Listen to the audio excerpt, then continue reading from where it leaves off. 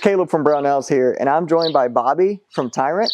And today we're going to be taking a look at some of the awesome chassis systems to make pretty much turn your handgun into a PDW.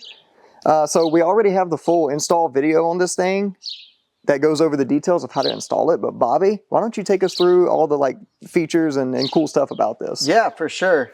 So took us about a year in development. This is for the Sig 365. Yep.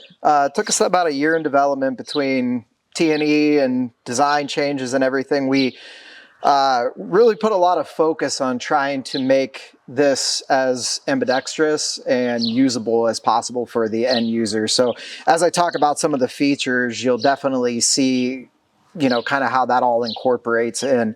But the short of it is, you know, you take your regular carry gun, your P365, take the slide off, pop one pin out, pull that fire control unit out, and you just take our chassis, you drop it in, pin back in, and put whatever slide configuration on that you would want. Sig makes a ton of different SKUs of various lengths and comp, non-comp, things like that.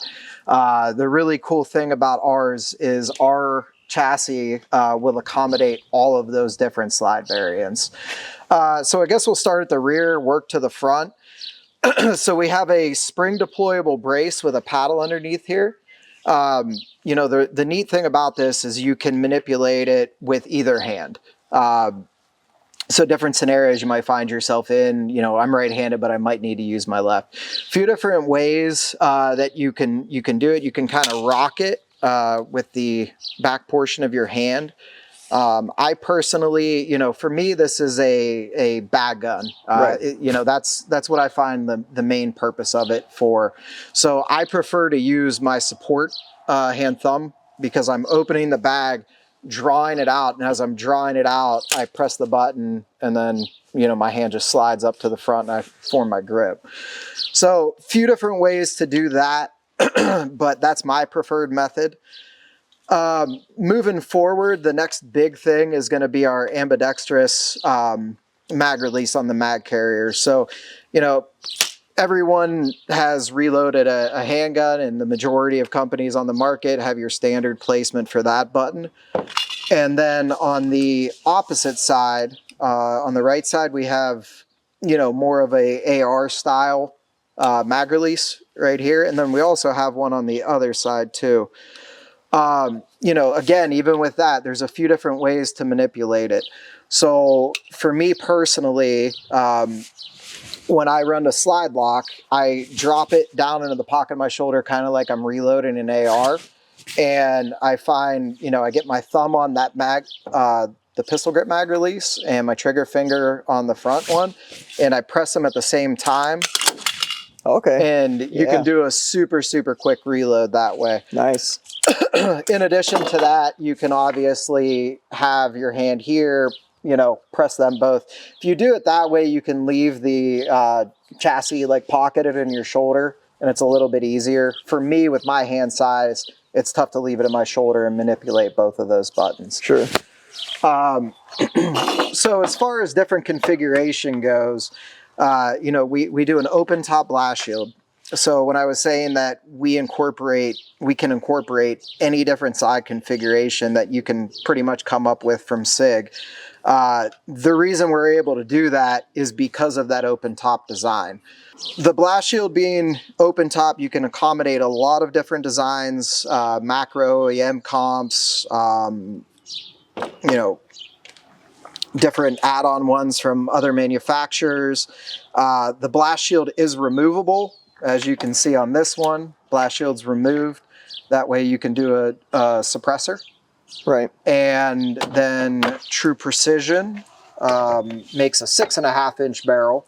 So if you drop one of those in, you can leave the blast shield on and run your suppressor on it.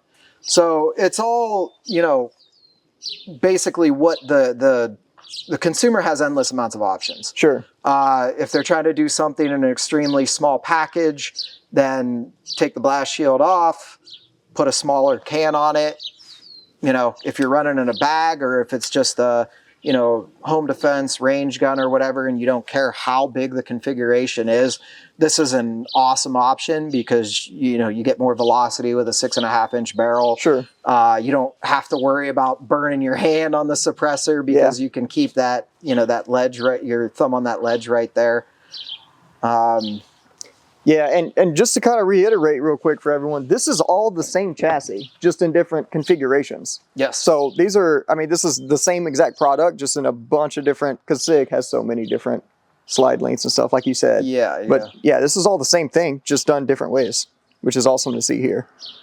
Yeah, it's kind of like Barbie dolls for men. It's the new AR, essentially. Okay. That was always the really cool thing about, AR-15s is, so many people made different parts for them. You could change things in and out. And, between the foundation that Sig laid down with the 365 and now our chassis, it's like it's almost turning itself into the customization as an AR. It is. So like with Sig, you could just buy the fire control unit. Yes. So, and all the other parts. So you don't have to buy a gun, ditch some parts to make one of these. You can build it from the ground up.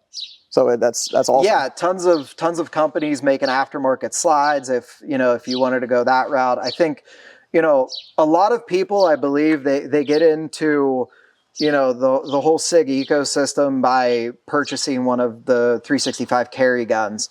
And, initially the mindset is like, okay, I can pop, I could buy this chassis, pop my FCU out, throw it in here, shoot this, and then I could go back to my carry gun. Yeah. But if you're an avid gun guy like me, I think what ends up happening is you end up with multiple setups. Keep the carry gun the way it is. That's how mine is. I've got carry gun set up and then dedicated chassis setups. Yeah, just like when you're building an AR-15, you end up with that extra A2 grip. Yes. And then now you have to build a whole nother gun because of it. Yep. Same situation. It's good problems to have. Yeah. All right, so you mentioned earlier bag gun, right? So this would be an awesome bag gun / truck gun / whatever. So holsters for these. Let's talk about holsters. You got holsters? Yes, we do. So G Code Tactical is making our holster, and it was. I can't give those guys enough credit because I gave them a very tall order. I wanted our holster to essentially work with any configuration. So with the blast shield, without the blast shield, I gave them a plethora of different lights that I would have liked to accommodate. Sure. And, any name brand, Surefire, Streamlight, Enforce, all of them will work in the holster that they're making for us. So my preferred method of use for the 365 is definitely a bag. At first, when I was starting to, kind of wrap my head around like the use case of the product, I noticed really quickly, like my bag gun prior to this that I'd always just lug around, throw in my truck was a B&T APC9. Okay. Amazing gun. Yeah. Amazing gun, but big backpack profile. It was a Gamut XL or whatever that I had it in. And even as big as that backpack was, I'm still fumbling, trying to, rip it out of the bag. It's getting caught on all these things. And, when we started development of this, I started thinking, I'm like, man, I could reduce the size of my bag. We're going to have a holster for it. It can keep everything neat and tidy. I don't have to worry about, the gun flopping around in there.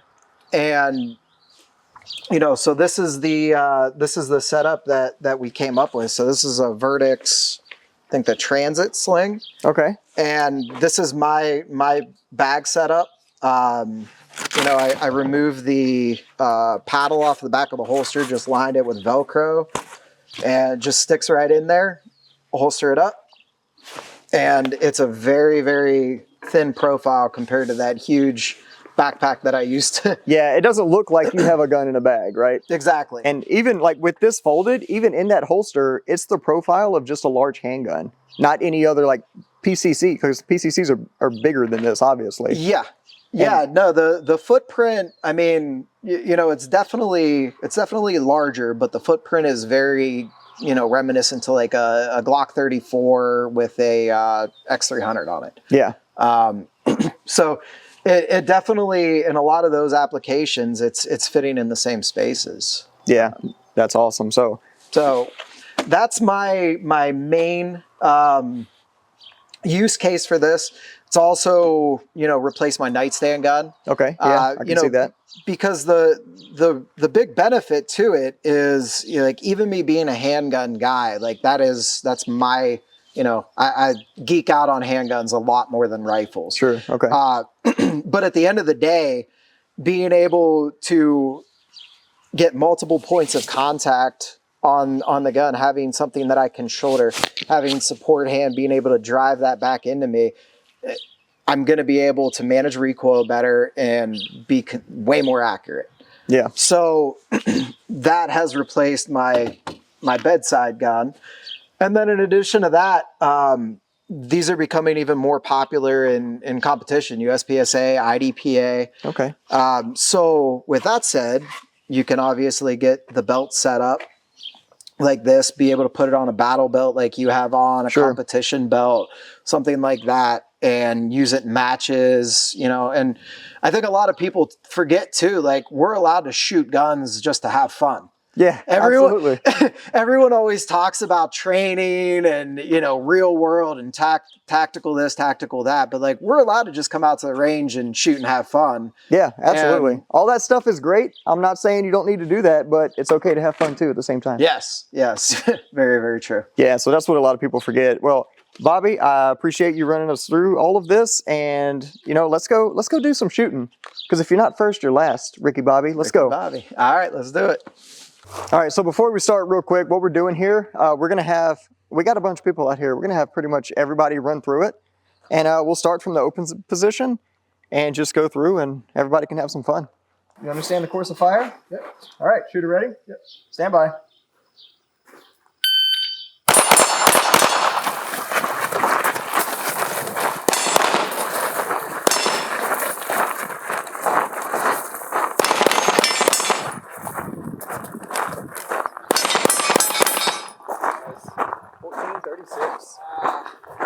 That miss screwed me up. Yeah. All right, so it's gonna be 2 taps each target, and then timer stops when you get to the red target. Sweet. All right, so now we have Jude Exotic running it, AKA Brownells social media guy. So you understand the course of fire? Yep. All right, shooter ready. Stand by.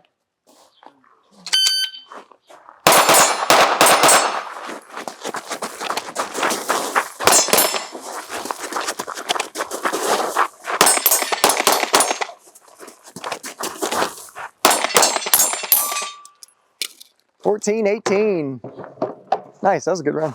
Yeah. Sure, ready? Ready.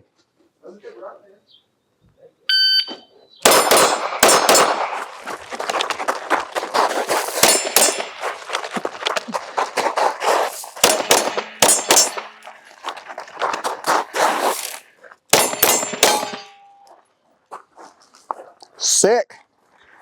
13 what? 5-4. Nice. All right, so what we're doing now, Bobby's gonna run it again. We're gonna do the same thing, except when he gets to the 3rd barrel, he's gonna do a mandatory reload, and he's gonna show us some of that like finesse of the system whenever he hits that reload. All right, let's do it. All right, are you ready? Yeah. Stand by.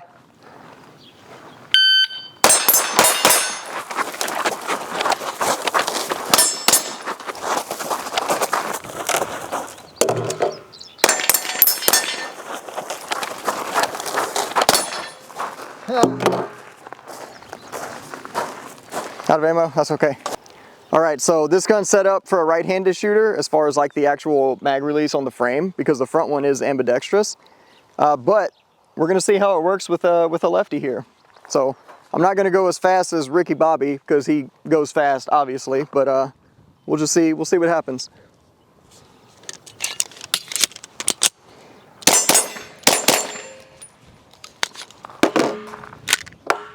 Yeah, so the thing I really like appreciate the most about the placement of the actual latches is that I did one dry run, okay, before I actually did it in real time. And it's a little bit slower because I'm not doing it right-handed and I can't use my thumb. But obviously with the Sig one, we could swap it over if we wanted to. That's no big deal. But I just used my knuckle and the mag dropped right out because it's an extended mag release there. And the button in the front was super intuitive because it's in the right spot. I didn't have to look. I just knew it was there, ripped the mag out, and it was ready to go. So very easy to use and very intuitive. And it just looks cool, right? All right, so real quick, I just want to talk about some of the stuff we're actually using out here. This is the one that we have in the studio. This is the one we did the assembly video on. And with this one, we have the Surefire XR2. We got some Magpul A-Mags, Vortex Defender CCW, and of course a Radian Ramjet afterburner system, which is just absolutely awesome at keeping what little recoil we have down. And getting those faster follow-up shots are excellent because of this. And with that, you know, we have some other stuff all over the table here too, but I want to kind of touch on this Vertex bag because we're gonna, doing some drawing stuff from here. We got the G-code holster in here with the hook and loop, and this is just like the perfect bag because it's something you can like EDC for the most part, you know, or keep in your truck as like a truck gun, and it doesn't scream. And you can get these in different colors, and it doesn't scream like, "Hey, I have a gun in here." You know what I mean? So it's just a really good option for keeping this thing stowed away or with you. You know, you're doing off-body carry, whatever. It's just the perfect tool. So that's what we're doing here. This just some of the supporting equipment we have out here at the range today. So yeah, we're gonna get back to it and keep shooting. All right, so what we're doing now, we have our junk range car, one of our junk range cars, and we're just gonna like simulate what's actually happening here. So he's gonna pull it out the bag, make ready, and then shoot through the window at the imaginary like targets that are coming at him or whatever. So this is like self-defense type scenario stuff we're displaying, or demonstrating rather. So let's jump right into it.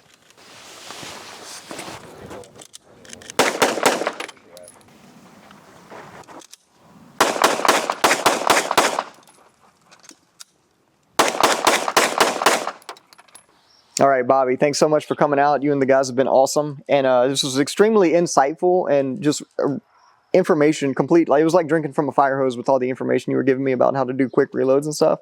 It's pretty intuitive, I found, to do it fast, but I definitely need a little bit of work because my reloads definitely weren't as fast as yours. I have a little bit of experience on it. Yeah, but overall, the system itself, I mean, I'm definitely a believer. This is my new truck gun for sure. And maybe even home defense gun. I don't know. Maybe. Yeah, but like I said, I appreciate y'all coming out. And if you have any questions about any of this, comments, concerns, experience with the product, just let us know in the comments down below. And as always, if you need help with anything for any reason ever, feel free to give us a call on the tech line. We'll be happy to help you out. Thanks for joining us, and we'll see you next time.